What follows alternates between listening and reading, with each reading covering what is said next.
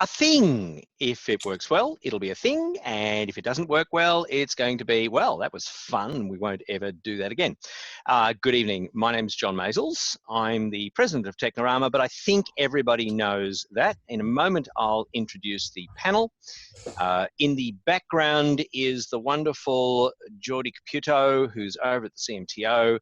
And probably won't hear much from Geordie unless we forget to deal with some questions or something. So Geordie, you can now take away the holding slide and we will all pop up and I can introduce everybody. So your panel for this evening, and we're going to be here for about the next hour. Your panel for the evening is, and I don't know which way this is going to appear on your screen, but so in no particular order, Mr. Greg Siegel, please wave Greg. Thank you. Mr. Stephen Wilkinson, please wave Stephen. And Mr. Evan Wyatt.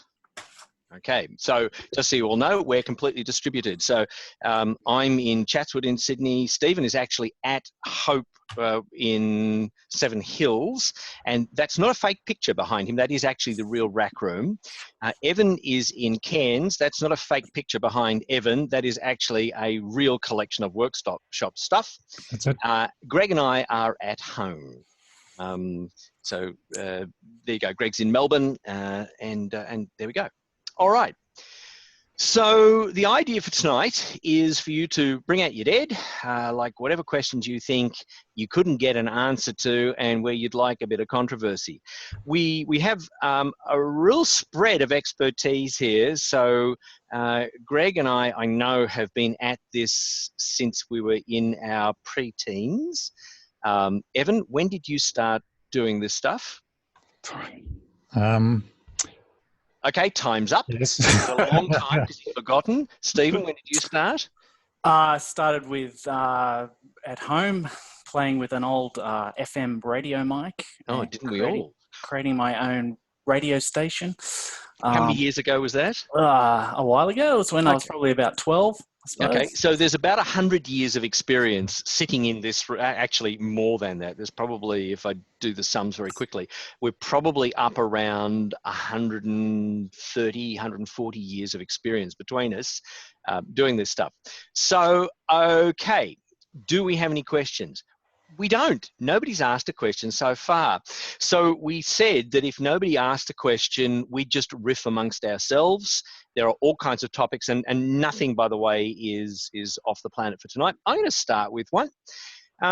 We have very specific expertise. So Greg is mostly the AM person, and we don't have a lot of AM stations operating in the community sector at the moment. But Greg, what's the power coming out of 3CR's stick in Melbourne? Around about 3.8 kilowatts out of the transmitter. How much of it actually gets up the stick? Like if you went and grabbed the stick, how many volts would you be putting to it? Well, in this particular case, if you grab the stick, nothing would happen because the sticks are actually grounded. They're shunt fed. It's a pair of them, and it's directional with around about 3 dBs forward gain because there's two of them. And a very, very cute thing that only happens with FM, because with FM doesn't happen like that. But okay, so everybody else, we all sort of work on FM. Stephen, how much power coming out of Hope at the moment? It's a 10 kilowatt transmitter, and goes into a 8-bay. 8-bay. Which works out to roughly about 50 kilowatts ERP. That's quite a lot. So here's my first question, because a lot of community stations are still operating with medium powers, or low powers on vertically polarized antennas, because that's what we all did on day one, and indeed it's quite cheap. What do you reckon? Difference between mixed and vertical, and is it worthwhile going from vertical to mixed? I believe it's worthwhile being mixed, mainly because it depends on your terrain. But if it's very hills and valleys, mixed has a I've found has a like corkscrew effect that helps to get into those valleys behind hills or around hills and that sort of thing. Evan, you'd be more working with low power stations, I guess. Yeah, primarily low power. The only other AM transmitter I'm just thinking back was 40O when I was working there. Oh, yeah, okay. Stereo. Stereo AM. That was But there is still one station in Australia running AM stereo. That's in Toowoomba. If you happen to be true. empty up there, Mm. that's one of the commercial stations, and possibly another commercial station. I'm heading up there in a couple of weeks. I've got an AM stereo generator that I'm taking up to donate to the cause. So I could take my 1980s Sony AM stereo receiver up there and actually get stereo. I think anybody who wants to listen to AM stereo is going to head up there. And I mean, AM stereo worked really, really well. It's a lot of fun. And in the US, it's still a big thing. And there's still a lot of stations running it and still a lot of people very passionate about it. It sort of didn't catch on really, did it, out here? And just had a novelty effect, I think. Oh, it didn't catch on in a whole lot of places because nobody could decide which standard to use. We at least did in Australia. Right. Greg, you were going to say something? Oh, that quite a few of the receivers would actually receive multiple standards. That this little Sony that I've got will actually do 4. Oh, yeah. Quite happily. And the benefit of standards, by the way, like I'm the SMPTE person, I'm all about standards. The benefit is you actually know what you're doing instead of fragmenting the market, which is what the Americans did. We do have a question. Michael Keane, you have a question. Let's turn on Michael's mic. Let's turn on Mike's mic and see what the question is. Okay, can you hear me okay? I can. Okay, very good. My question, we're looking at putting a new desk in at 2ARM soon. And we've got one presenter who's a little bit, not sure what the right term is, but she's a bit short. She has trouble reaching the CD players. And she would like to be able to have the CD player start when she presses the on button on the desk like it used to do years ago. The new desk has a feature called GPIO on it, which means you can, I think, attach logic devices. 2 questions that come from that. One, do the Denon or other CD players have that feature built in? If not, I think we've done it before. Previous techs had put a relay in and widened that into the existing panel. Or failing that, do you know anyone who manufactures animatronic fingers that can just pop up and hit the play button? Michael, which model Denon? Do you know that? Actually, and which model desk? It's an Axia Radius IP. I'm not quite sure too much more details. This is actually a Radius console. And we currently only have new market CD players, but they're starting to show their age again. So we're looking at getting probably some new CD players as well. So yeah, just curious. All right, so we've got 2 Axia experts in the room. Greg, in fact, did the first Axia implementation in Australia. So you want to start with that one? Okay, the Axia GPIO output, I assume on the later models, like the Radius, would just be effectively an opto coupler with one side taken to a common internally in the thing. So that's not a major drama. Is it programmable for constant on or bounce? Yeah. Well, okay. Again, I'm going by one generation prior. I'm sure the later ones are at least as good. You can program it to be a momentary on, a constant on, or almost what if you like. Yeah, that's very easy. And you can even make it do things like do a single on only when the channel turns on, or multiple for every button press, etc., etc. So that's easy.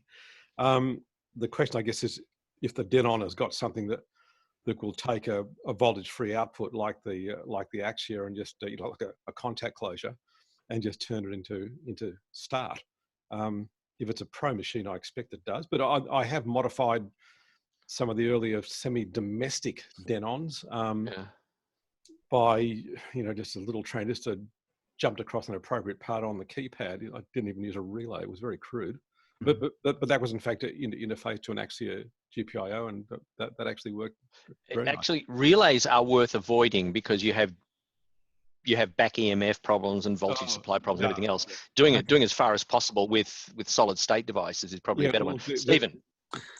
Yeah. So yes, we've got Radius desks here as well, and it's quite easy on the GPIO to tell it that it's a CD player.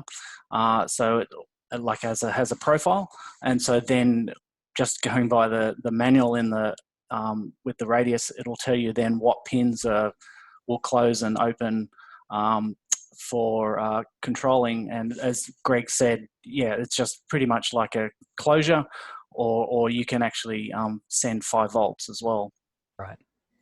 What about the actual device? So, like a lot of any professional device probably has a contact to turn on, contact to turn off as a momentary. Lots of people have gone in and actually, soldered on the back of the pins of the push button to do the same thing.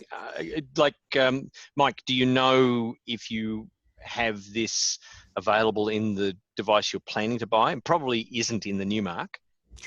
We haven't looked yet. It's only just sort of come up on my horizon that it's something that might be worth considering when we go shopping for a replacement CD player. So, I mean, I'm quite comfortable to, electrically modify things, but of course it raises the question, hey, you're voiding the warranty. So, it's warranty, schmarranty. Yeah. But, no, so I was just sort of curious to know if anything had integrated. So let's ask the panel what they've actually done. Firstly, who's gone in the back of a CD player like a Newmark or something that's sub-professional and actually modified it for instant start? And then I've got the really good question. Well, I've done that, yes. And straight into the back, solder terminals across the switch, bring them out to a connector on the back. There's your interface. Yeah. I recall a long time ago on some Yamaha domestic ones, I put a little bit of variable in with a 4N28 optocoupler, I think, and just across the relevant pins on the switch pad and on the other side, I just pinched a few volts off the internal supply and just took it out to a terminal at the back, and a closure across those terminals would start. That worked very nicely. Is it a common thing now, or is it? I'm guessing that it's not that common in the industry to have that feature anymore, or is it something that you still see a lot? If it's a professional deck, you'd always expect to see a pin for a GPIO in. Yes, for sure. Okay. Yep. But lots of sub-professional stuff doesn't have that. Steve, were you about to say something? Yeah, I mean, I've installed Marantz units that have, pro units that have come with, proper multi-pin connectors, and you can control everything, through to sub-professional DJ type stuff, which is just like a 3.5 millimeter plug or socket, just to pretty much, like Evan said, to like pushing the play button or pause button. Yeah. Frequently on those, you have two choices. It'll either be a momentary to start it, and then it doesn't matter if the start contact goes away. Some of them actually require you to latch on, and the Axia desk would certainly do that. Most desks would give you a constant on as long as the channel's on. Sure.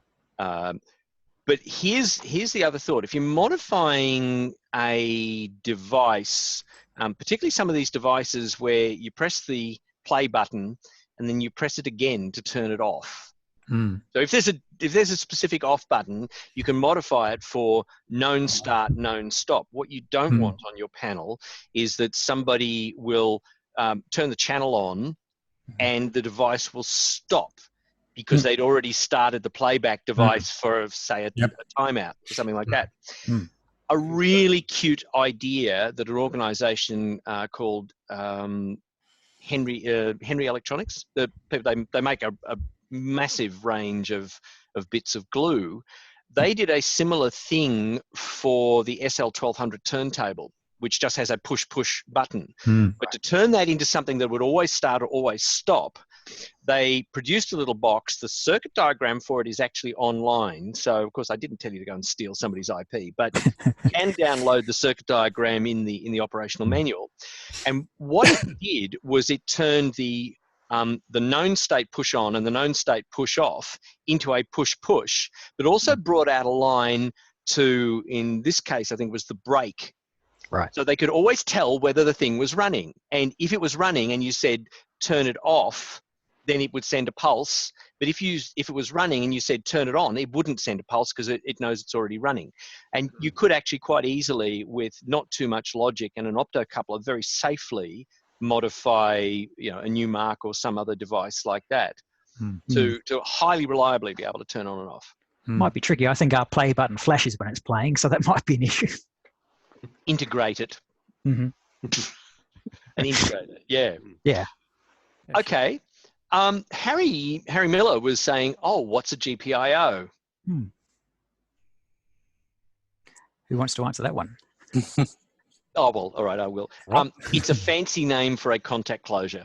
Yeah. So in the old days, we just Digital. called them contact closures, but GPIO is now the term used for any time you actually have either an on or off, and probably just a contact made under software control. Or receiving something, yeah. Or receive, Yeah. yeah. General GPIO, purpose IO. General it purpose input. is, but I've seen it also Yeah. used in the context of GPI being an input and GPO being an output, not to be Yeah. confused with a PowerPoint. That's right. No. Stick your Exactly. finger in it, yeah. Speaking of PowerPoints, of course, we need to hook up the on-air light to this new desk as well. It's currently a 24-volt relay going straight through the old desk. So, again, that's just another small gadget, I assume, to convert the 5 volts that'll run that 24-volt relay.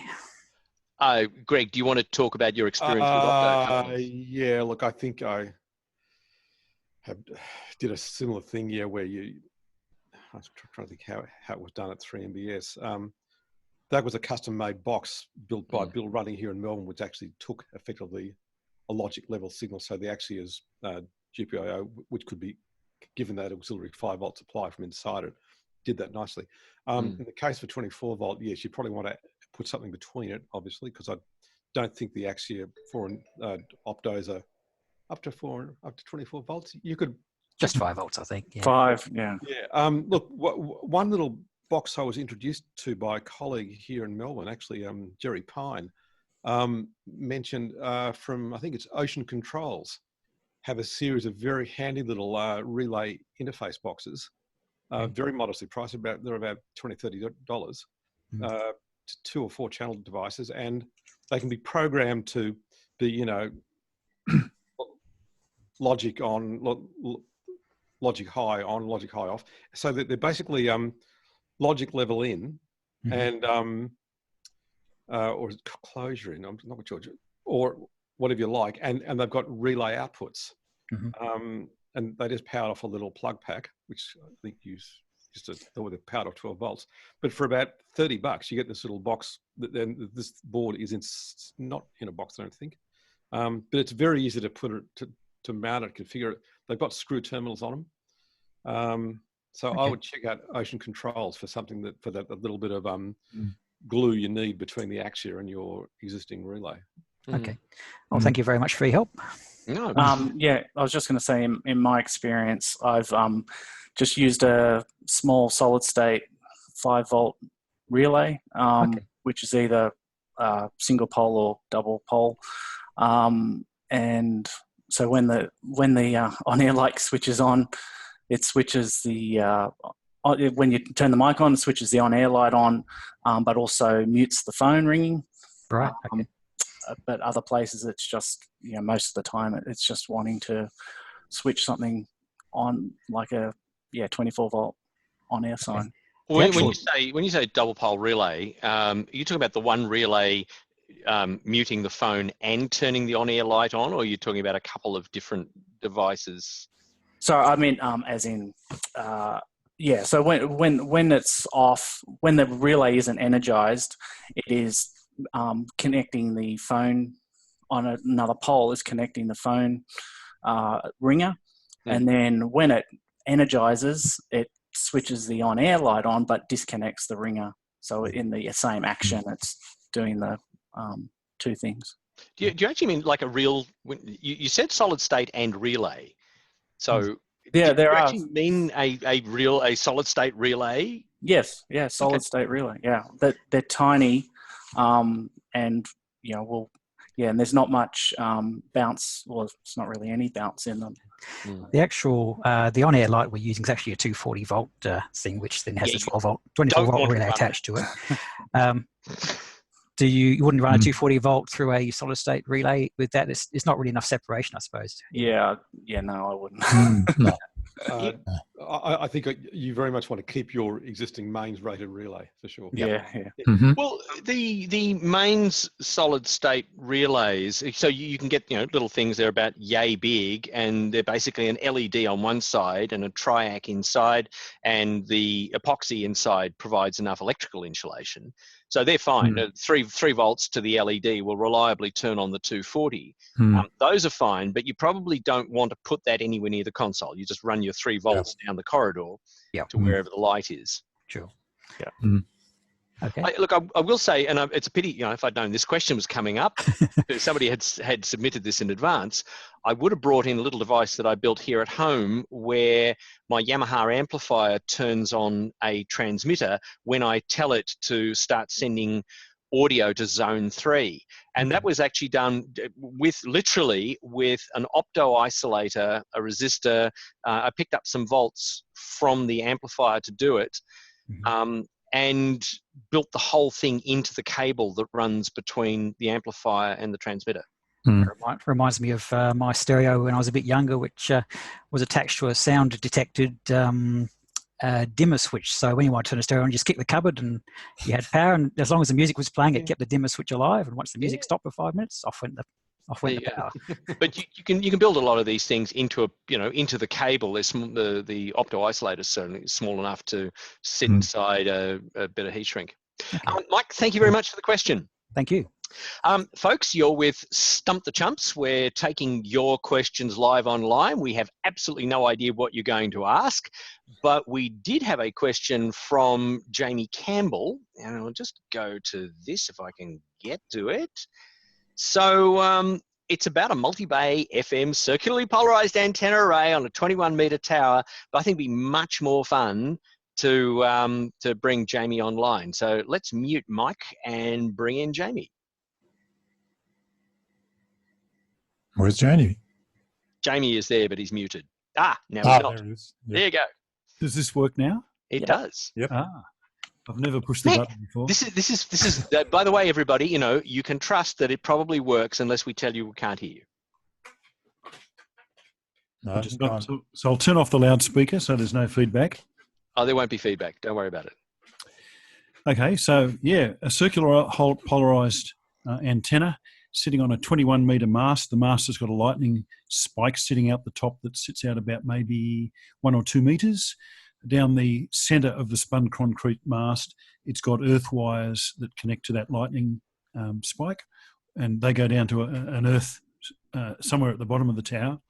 And we've got to put some fat heliacs in this multi-array 6-stack or whatever, a circular polarised antenna. So as this heliax runs down the tower, and then at about maybe 2.5 metres off the ground, it can do a left turn, a hard left turn, and go over to the hut, which is about 4 metres away, and we can run a cable catenary, is that what it's called? Yeah. From the tower over to the hut. Yep. So are we best to put a 90-degree bend in the heliax, or a radius bend, and then earth it to the ground earth at that bending point? Is that the optimum thing to do? Ooh. On the tower, yeah, I think. I'm just thinking, what size heliax? It's about 7/8. Is it? 7/8, is it? Oh, yeah. LDF 550, I think. Yeah. General practice is generally to earth and strap at the base of the tower, and before it heads off to your transmitter's hut. I'd probably do it at the base of the tower where it does the bend. And at the hut. And at the hut, yes. Yeah. That's right. Lightning will have a tendency at that curve to go leap. Straight. Yep. Yes. Yeah. I mean, just let me see if I've understood what you said. So the 21-meter tower, you said you've got 6 bays of antenna? Yep, which sit up the top. They're about... So it's probably going to come down. What's the spacing? About 3 meters? Is it wavelength spacing between them? 0.8, I think. So 2.4. Okay.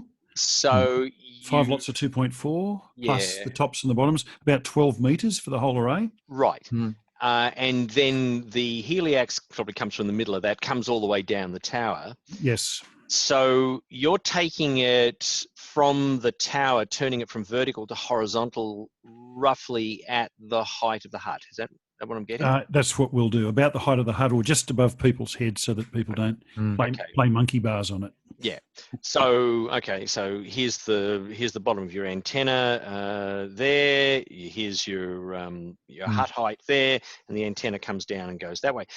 Evan, you were sort of suggesting that the cable would come down to the ground and then go back up. No. Where it bends, at that point where it bends, where it's come down and when. Okay, so it's still At that 2.5 meters or so above ground level. Hmm. So how would you handle the earthing? Straight down from there? Oh, Straight down from that bend and meet up with where all the terminations are in the inspection hole in the concrete pole. Because there's an inspection hole, and when we look into it, there's big thick cables that go up to the top of the tower inside the pole, and we can run earths into that one. sorry, describe that inspection thingy again. Yeah. Yep, there's an inspection plate about 1 metre from the ground on the concrete pole, and you undo the screws in that inspection plate, which would be about, it'd be about probably 250 millimetres tall and probably about 150 millimetres wide. And when you take the screws off and you open that inspection plate, you can look up and down the insides of the concrete pole because it's hollow. So Sorry, yeah, I'm just getting a picture of this. The tower itself, do you saying it's concrete all the way up? Yeah, it's a spun concrete pole. Oh, okay, I'm with you. Right. And Jamie, so there are a number of internal conductors which are effectively the lightning conductors inside the pole, giving it a fair amount of electrical conductivity and a low impedance. Is that the idea? Yep, and some big things to bolt, big brass things to bolt those conductors together. So there are some conductors that go downwards. So I'm assuming they go down and then into the ground. Into the ground, yeah. And then there's either one or two thick conductors that just go straight up to where this spike is on the top. Right. Okay. So the pole is quite electrically solid and is really great low impedance. Yeah. I'm just wondering, in this situation, I've not one I've had direct experience with, apart from the earth at that bend point that Evan's recommending, I think, is there some virtue, I'll throw this one in also having an earth bond closer to the top as well? Yes, I'd agree. Yeah. Yep. And even halfway down. I think you need to put a lot of earthing in. Well, how do you bond to the heliax? Is the heliax metal exposed, or is it? Yeah, just strip it back. Strip back the casing and put a clamp straight onto the copper. So if you do that at multiple points, do you have the RF equivalent of the earth loop, which is exactly what you'd get if you had, say, an audio line and you earthed it at multiple points? Not really, because the impedance of the outer of the cable, I would have thought even at 100 megs is going to be fairly insignificant. Yeah. And I've always understood that in terms of lightning protection from an array on a tower, that the more tightly the array is bonded to the tower in multiple spots, the better chance you've got of surviving things. Because even with the lightning arrestor sticking out the top by several meters, I've heard of cases where you'll get a couple of elements blown off your array, and you say, well, lightning, this is where you were meant to go at the top, but it didn't do that. So, Jamie, how is the lightning arrestor connected down through the mast? And by the way, just how big is this mast? Like at the bottom, is it like yay big? Is it yay big? It sounds like it's self-supporting, but how big is it at the bottom? It'd be about probably 500 or 600 millimeters diameter. At the bottom, okay. Yep. And it's self-supporting? Self-supporting. And it tapers at the top. It's probably, I don't have a drawing, it's probably about 400 millimeters diameter at the top. And it's got it looks like a galvanized steel cap on the top of the concrete pole, like you would put on a timber post or something like that to stop the weather getting in. A cap which goes over the top and then comes down the sides just a little bit. And it looks like right in the middle of that cap is this lightning spike that goes up a couple of meters. So there must be something coming down from that goes all the way down into the ground. Yep. And I think it's that copper wire that we see going up the pole. Is it a wire or is it solid bar copper? No, copper wire about as probably as thick as your thumb. Like an electrical earth wire. With PVC on the outside of it. Yeah. That sounds like something that would act as a fuse if it got hit by lightning. Yeah. It'd be a hell of a thing trying to service that by the sound of that. So what we've got planned is we've got some engineers drawing up a drawing now, and we're putting a pipe on the side of the tower that stands off the tower a little bit, with supports probably at the top, probably in the middle, and a base support that are all the same sort of vertical spacing. And the base is pivoted, and we want a clip and cable arrangement for the top, so that if ever we've got to work on this thing, we lower down that pipe. So that pipe is about 60 or so millimetres diameter, maybe 80 millimetres diameter. And that holds all the antenna array on that pipe. And if we've ever got to service it, we undo the winches and all that stuff, and we lower that down because it pivots at ground level. Oh, yeah. I reckon you definitely want to earth that assembly in a couple of places to that central earthing conductor, if that's possible. Apart from the bond down the bottom where you've got that right angle bend. Yeah. Yeah. It's difficult to get to, though. Yes. It may be. I mean, whether you've got to do the attachments to that galvanized cap, if that's the only place you can connect it, well, so be it. But I think that would be a good idea. Yep, righto. There's the guys up at Woodford. It's a community station up there. They've got a similar arrangement, but what they've done is they've extended the pipe out of the top of their concrete pole. I think their concrete pole isn't 21 metres. I think it might be 15 or something, and they've got this steel round tube on the side of it, so that they can do the same thing. They can do the maintenance without getting a cherry picker.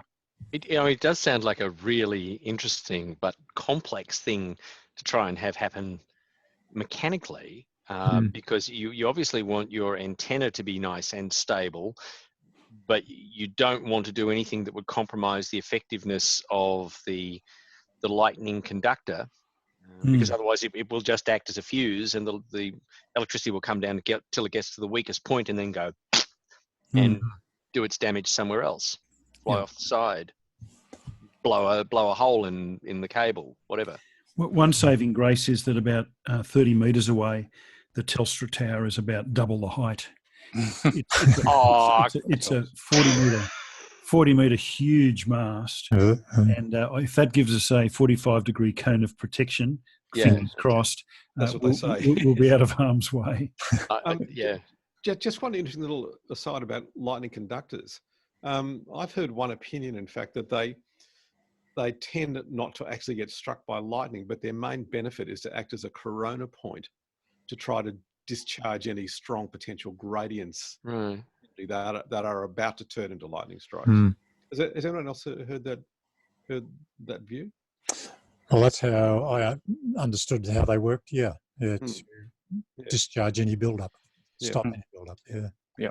But of course, if they take a direct hit, they vaporise. Greg, what's been your experience of the AM towers, which are both radiating and would have to be an attractant to lightning in the area? Oh, for sure. Look, my direct experience with the 3CR one is it's probably not a good example, because those towers are unusual being electrically grounded. And they must now, after 20-something years, have been hit numerous times. And we've had no damage there that I could attribute to a lightning strike at all. So that a lot of the energy discharge just goes straight in, not just into the 4 earth stakes at the base, but the whole AM earthing system, which is 90 copper wires radiating out 90 metres from the base of the tower, which form a wonderful capacitive and sort of resistive connection to the earth in indoor numbers. But a more conventional site where the whole tower is hot and there's a massive base insulator under it, so it becomes sort of more a conventional, typically quarter wave Marconi radiator. There you do have the issue. You've got to have a spark gap at the base across that insulator, and also several other spark gaps further back in the delivery chain from the 50 ohm coax on the matching networks and so on and so forth. I mean, 3CR has all those as well, but it looks like they hardly ever get used. But yeah, if you take those precautions on a conventional tower, you can basically withstand a strike without getting anything blown up too often. Yeah. It's a pity that there aren't more community stations on AM, because then we'd have the opportunity to build larger pools of expertise. Certainly, anybody, if you ever have a chance to talk to Alistair Reynolds, and many of you have seen him at Technorama, he will tell you some of the stories about the AM masts in Sydney at the moment, and particularly two stations sharing a mast where one of them's on frequency, and that's fine. It's nice resistive feed, but the other one has to go via a massive loading coil arrangement. And by the time they've done all the matching and they've compensated, I think he said, the number that comes to mind is like 900J. It's not 50 ohms, and it's there's this combination of real and very unreal components that have to be matched. And he says there's something like I don't know, 60,000 volts resulting at the bottom of the mast. Not where you want to go, and that would give the Lightning a good run for its money. In fact, let's just shove it back up the pole. Yes, you have to with those sort of highly reactive loads like that. You end up having the spark gap at the bottom set out to something ridiculous, which unfortunately compromises its effectiveness when the heavens want to have a go at you. So. Yeah. Anyway, Jamie, I don't know if that's helped. This is the sort of question that you could certainly document on the Q&A forum. That'd be rather interesting. And if you've got any other specific questions, drop them in. That'd be really good. Excellent. Thank you. Okay. You're with Stump the Chumps. It's, 6 minutes past the hour, so we've got another 20 minutes or so to go, and we're taking your questions. So just whack them into the question bar. Otherwise, we're going to go and talk about whatever we feel like. Just for the purpose of the people who are watching this on replay, if it's after the 17th, 18th or 19th of July, you can ignore this. That's in 2019, but I am wearing my Simpty Wind Cheater hoodie thing.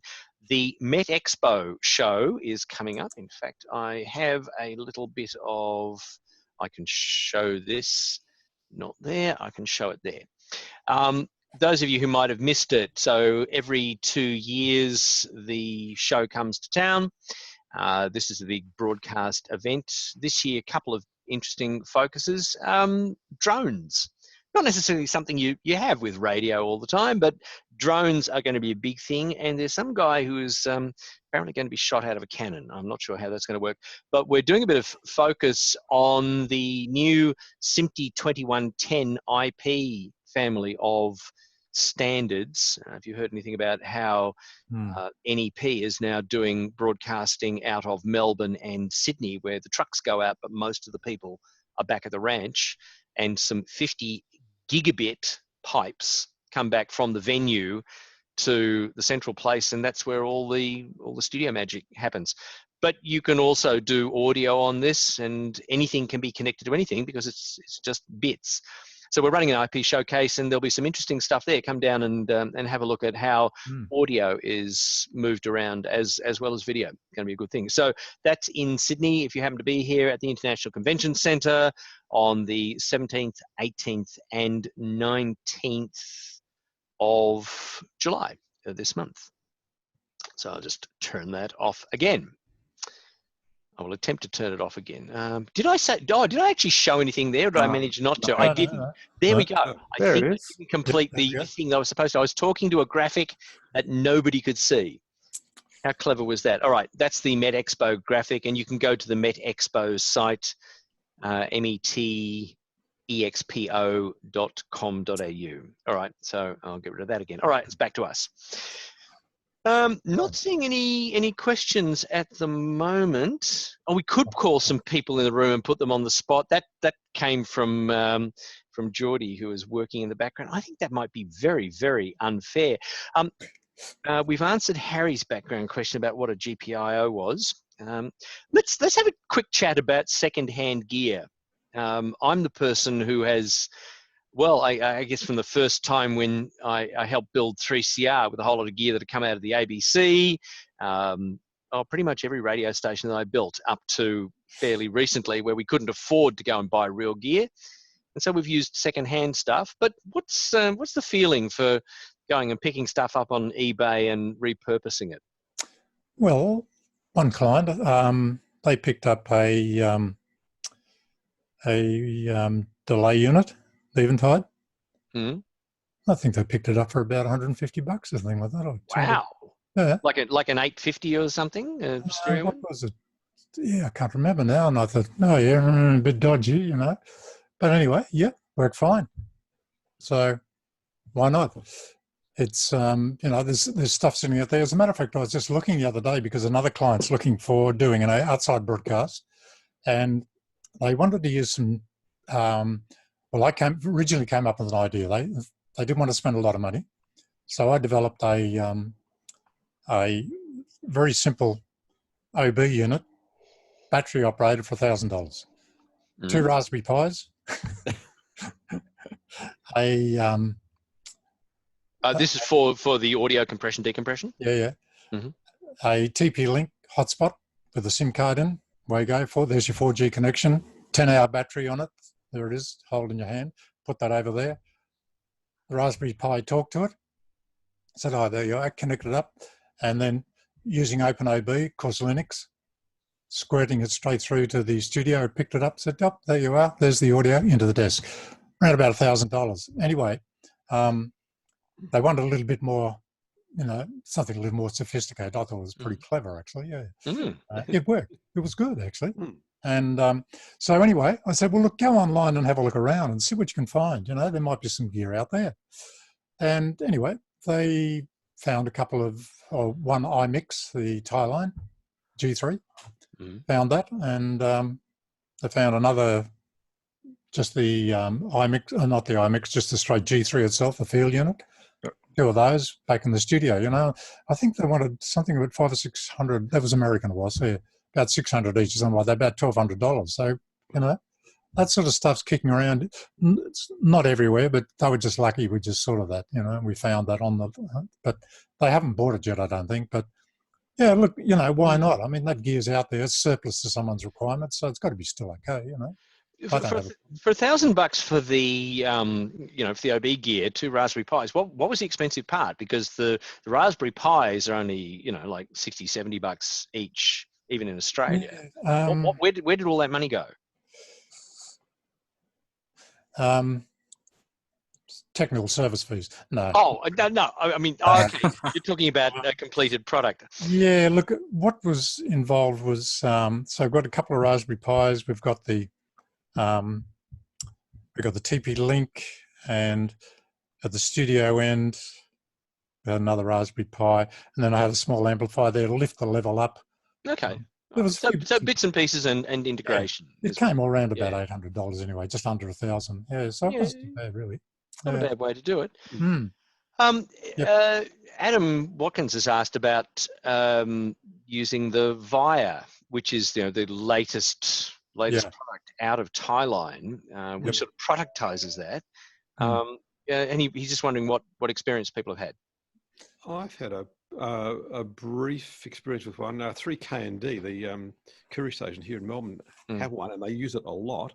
I've never actually used it in anger on an OB myself, but they use it heaps. But I've done some setup with it, and I've got to say I was very impressed by it. The user interface is pretty neat, a good compromise between sort of making it reasonably straightforward for non-tech people to drive it. On the other hand, once you dig deeper through all the menus and options, there's a ton of stuff behind there. Oh, there's a lot of menus and options. Oh yeah, and the other real knockout part of it is the web interface remote connection to it.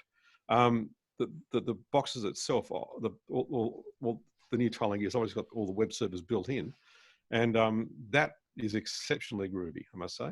You can get inside and just immediately find your way around and make all sorts of weird and wonderful variations to its function. So yeah, I'd give the thing a pretty big tick, actually. So, Stephen? I've had a bit of a play, but haven't actually used it on an OB. But it's definitely a big step up from the iMix as far as user interface. My only little gripe is that there's not enough channels. Prefer to have, it just needs about 1 or 2 more, just to be comparable to the iMix as far as I/O. Because there's some OBs that we do where they just take the iMix and a 4G router and that's it, and maybe some PA, but that's about all. So you don't, for an extra couple of microphones, you don't want to have to take another mixer and that sort of thing. But the whole bonding, IP bonding, being able to send 2 lots of streams via different connections, whether that's 2 4G connections or it's got so many IP connections that you can use, whether it's hardwired or Wi-Fi or anything. You can bond across any of those, as long as you've got one of the latest generation rack units back at the studio to be able to handle that. Nice to throw in there. The configuration that I was doing at 3K&D was in fact using the iMix with an older, much older Commander 300, the old 2AU unit, and they spoke enough in common for that to work very, very nicely. There is a lot of compatibility. I did an OB with a station here using a Via at the OB end and a Bridget at the studio end. And there were a couple of challenges that we had to get around. The first thing is the combination surprised me that over 3G, 4G, we were getting delay in the order of 200 or 300 milliseconds. I thought it would be much, much longer than that, but it was in fact sufficiently short that talk around between the studio and the remote end was perfectly acceptable without doing anything, without any perception that there were big delays. So that worked really well. We chose to integrate the studio program with the OB program. So all of the ads were being played from the studio, which did create the interesting challenge of how do you manage that back at the OB end where you want the audio to be coming out to PA, that is the local audio plus the studio audio, and not delayed by going all the way up and coming back. And one of the things that the Via does really nicely is it lets you set up a local mix. So the audio from the studio we brought back on one of the 2 paths. We had a stereo path coming back from the studio. We actually used one side of that to bring mono audio back from the studio, mixed that in the Via, and then sent that off to PA via a local limiter so that no matter what anybody did at the OB, they weren't going to blast out the PA. We used the other channel, by the way, off the desk from a Paul Kirk desk, an Elan desk, I should say. So on the talkback, so we go straight into people's ears and do queuing back. And that worked extremely well. It sounds like it's complex to set up. It wasn't. The one thing that the Bridget doesn't do for you is it doesn't enable the 3rd channel that you get with the Via if you use it with the Merlin. And if you use it with the Merlin base, you can have stereo audio in both directions and you can have comms up and comms back. And that is an extraordinarily powerful facility. But I'm with Steve. The number of channels on the Via is not enough, and until they change it in software, I found the knobs to be feral. So when you turn the knob, the faster you turn the knob, the less change is made on the setting. Like for gains or whatever, you turn it just slightly, it changes very quickly. It's exactly the opposite of what you expect. With the iMix, we would do the same setup that you're talking about as far as PA feeds and that sort of thing. You can create that in an iMix, but using the Toolbox software, it's very painful. So and talkback channels and that sort of thing. Talking to a G30 rack unit, so you do get that. But yes, with the Merlin and the Via, it's very powerful. Mike Keane was asking if this would talk in the same way to the Radius desk, or is it a different protocol? I think that's the question, is about the comms. Presumably, it's possible to get talkback out of an output from one of those desks. Press a button and have the microphone appear somewhere. Yeah, so if you with a Radius, any Axia, because it has a built-in mix minus, you tell on the desk, you tell it it's a codec, and it knows to create a mix minus feed, and then the talkback button on the channel will, so it will automatically send everything down except the codecs to the codec, and then when you push the talkback button, it automatically does the split queue. So talkback goes down one channel, and program is continuous down the other channel. By the way, for anybody who's setting this up, if you have an Elan Kestrel desk, they are extraordinarily easy to interface to the Merlin or to a Bridget to enable outside broadcast into working. It seemed like it was going to be complex, and we did the whole thing like in an hour or something, and just worked first go. Kestrel's a good desk. Yes. Yeah. Okay. We got a question down there? We don't, because I think we've just answered the question. That was the one about the. There was one about the Radius. So I'm just. Got one in the Q&A, John. About Barry. Oh, in the Q&A. Yeah. I see. Barry Yeah, well, I'm not looking. Just a minute. So, give me 1 second. Okay, that's. Okay. So Barry, who asked, what's the recommendation for setting up a sound processor to the transmitter? Well, we'd have to know what sort of transmitter, wouldn't we? Yeah. Well, And what the linking is. It's a very open question. Yep. My God. And is it a specific processor, or is he asking for a recommendation? Look, I'll tell you what, let's open Barry's microphone and we'll just find out. So Barry, welcome to Stump the Chumps. And as soon as you've worked out how to open your microphone, you need to go down and click on the mute button, and then on the left of the interface. You might have gone for a coffee. He might have. No, there he is. Go ahead, Barry.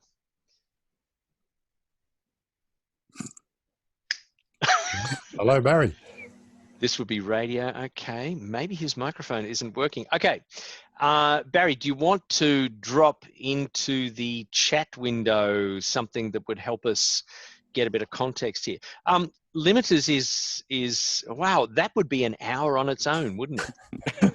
I reckon. Yeah. What are you doing for? Well, look, we'll just ask the AM question firstly, and we'll get that out of the way. Greg, what are you doing for limiting at 3CR? 3CR has a first generation Orban digital. I forgot the model number, but it was their first digital after the very famous Orban original analog option. And I've got to say, look, there's a few tricks that the more recent ones can do. All the Orban things, they can switch profiles between speech and music, which is just magic. But this one can't do it. But just the same, though, I reckon it for a purpose-built box to do a specific job, it's excellent, and I've never had a problem with it. It's been running for 15 years now, so yeah. Is it optimized for AM particularly? Oh yeah. It's specifically an AM box. Like for starters, this one's mono. You can switch the pass band between, I think, about 4 and 10 kilohertz. Because in Australia, the audio's got to be limited to 8.7 or 9, in fact, for full power service. And it's got very, very nice, it does broadband AGC, multiband, and also because it's specifically AM, it can also incorporate absolutely ridiculous amounts of treble pre-emphasis. So I think 3CR is currently using about 15 dBs, up to about 8 kilohertz.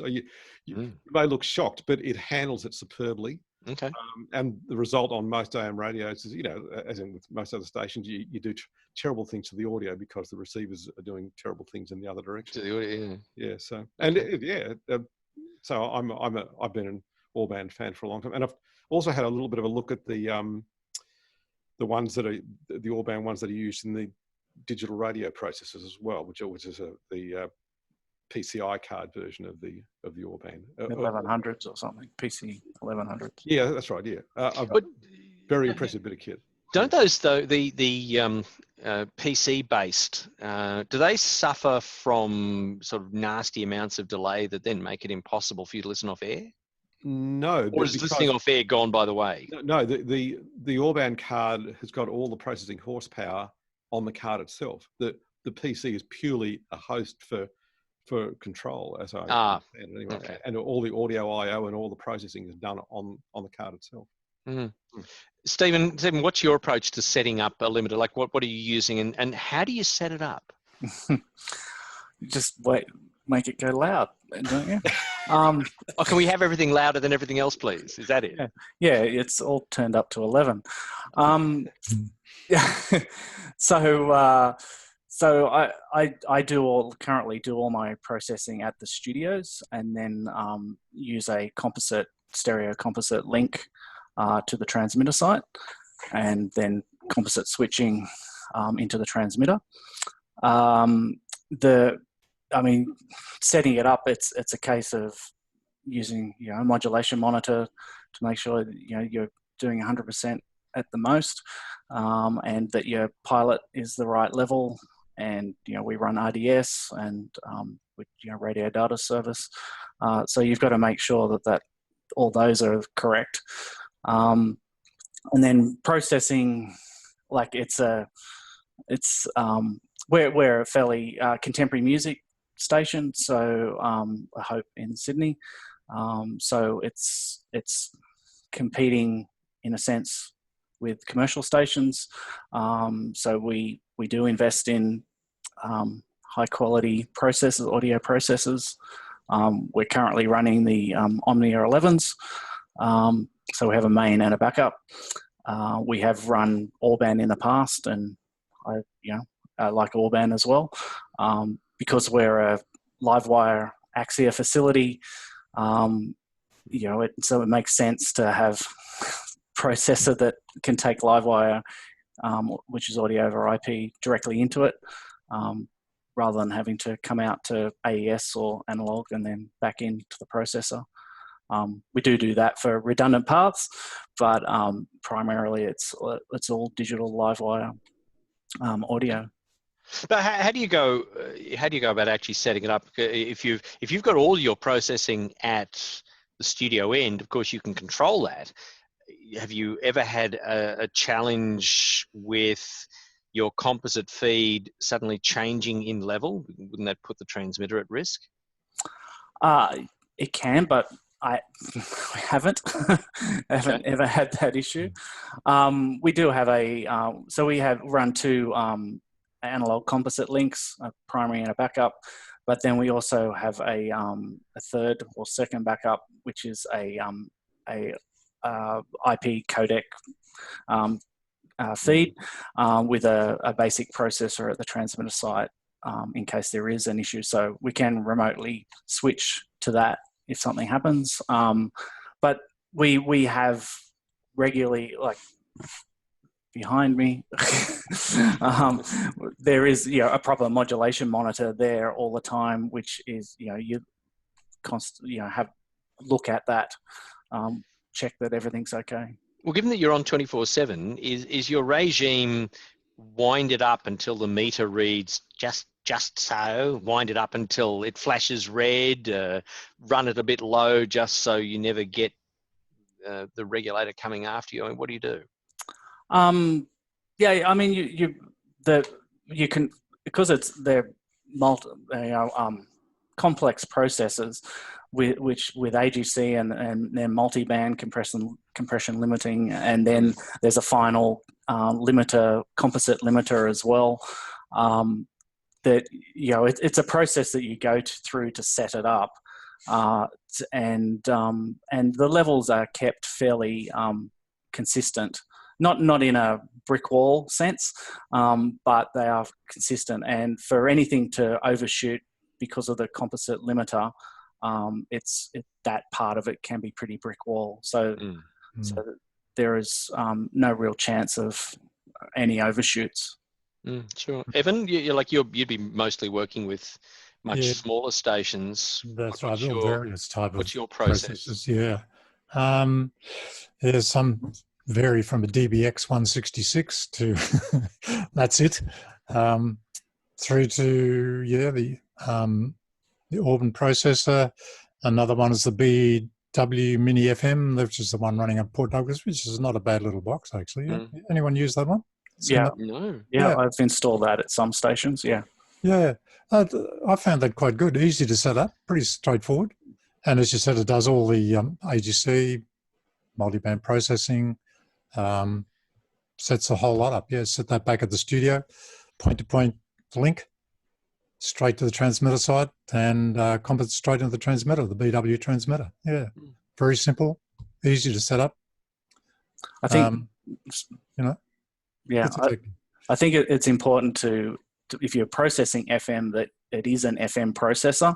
Absolutely. That it takes pre-emphasis into account, especially with the composite limiting part of which helps with taking that into account. It was certainly something that I saw in my early days on the General Grants Advisory Committee at CBF, and people would be saying, "Oh, we need to get a new limiter," and then they say, "Old limiter, Behringer front of house limiter," and that's not something that's ever going to protect your transmitter. So unless the limiter has definite side chain processing to handle pre-emphasis that's required for an FM signal, you're going to get really bad results, or you're not ever going to be able to deviate fully. Yeah, it's an interesting one though. It's just because a lot of my work now, over quite a few years now, has been on small radio stations. Anything from 20 watts, 50 watts or something. Who cares about what processing? It's just straight in limiter, bang, transmitter. That's it. And never been a problem. It's never, because all those are satellite feed, and then from the studio, it's just going to feed into the next room into the transmitter, and all you need there is something just to keep that level under control. That's all. Long as something comes off the stick, sounds all right, everyone's happy. Yeah. And doesn't over deviate. Look, I will say, just in closing, my favourite technique for setting up a limiter in a hurry, especially if you're doing it live on air, is to just overdrive the limiter really, really hard. Not to the point where it becomes non-linear, but just push it way into its limiting zone, wind the output of the limiter up into the transmitter while looking at a reference radio, possibly a modulation monitor, certainly comparing against other stations operating in the area. So here in Sydney, for instance, there are plenty of stations which are all trying to be louder than everything else. But getting the output levels with the limiter driven really hard to be about the same, or if you have a modulation monitor actually telling you where you're making that transition from yellow to red. And then once the transmitter drive has been established, then back off the drive to the limiter so that you now have whatever sound you actually want. So you're holding a couple of dB of gain, or you're holding no gain, or you're holding 10 dB of gain, and whatever processing that you actually want in place. And I've found over the years, as a technique for getting the limiter set up really quickly, without the precision of setting up in a lab, and without the opportunity to set it up entirely offline, because whoever has that opportunity, it's an okay technique, and it'll keep you out of trouble. And I'll mention, John, I've used that technique of driving the limiter really hard many times, because you want to find out really quickly, where is it limiting exactly, and where's that in respect to full modulation. But assuming the limiter is working correctly, if you drive it really hard and the transmitter is hitting 100% modulation or deviation and no more, that's actually all that the ACMA cares about. Exactly. How bad it sounds is then up to you. That's right. Well, I mean, for FM, you obviously want to look at the pilot level as well. Oh, absolutely. But broadly speaking, yes, that's the trick. Well, there you go. An interesting group of questions ranging all over the place. We didn't get into talking about buildings, and we didn't talk about UPSs and generators, and we didn't talk about which transmitter is best, and we didn't talk about how you soundproof your studio. But here's something to watch out for. Coming up fairly shortly, possibly in the next week, we will be releasing the Technorama National Community Radio Technology Survey. This has never been done before. Nobody has ever asked everybody, tell us what you've got. The survey is just in the final processes of being tweaked, but there's 50 pretty good questions ranging from tell us how many microphones and how many studios you've got and what they're made of, and are they gold plated or do you get John Laws somewhere else, down to the really simple questions like what's your name? Now, there are questions for everybody, but this is going to be a great survey, and out of that we're going to start to build a picture of what sort of technology people have. And, you know, if somebody had said to me, hey, how many radio stations have a 20+ meter spun concrete pole with a 6-bay array on it, I wouldn't have said terribly many until tonight. That was a new piece of information. So thanks very much for that, Jamie. So it's time for us to say goodnight. I'd like to thank the chumps who came in to be stumped, Evan Wyatt, Stephen Wilkinson, and Greg Not Evans Siegel. And I'd love to thank Geordie in the studio back at the ranch for keeping everything under control. I'm John Maisels. Please, please, please engage with Technorama. Go and ask some questions on Q&A.